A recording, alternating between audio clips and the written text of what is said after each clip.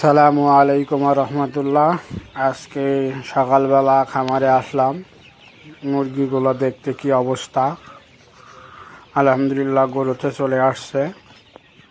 তো মনে করলাম আমার ভাই ব্রাদার, আমার ফলোয়ার, যে সমস্ত আমার ভাই ব্রাদার আছে, আমার যে সমস্ত ভাই ব্রাদাররা আমার ভিডিও দেখে তাদের জন্য আমার খামারের ভিডিওটা বানায়, এই জন্য বানিয়ে দিলাম। সবাই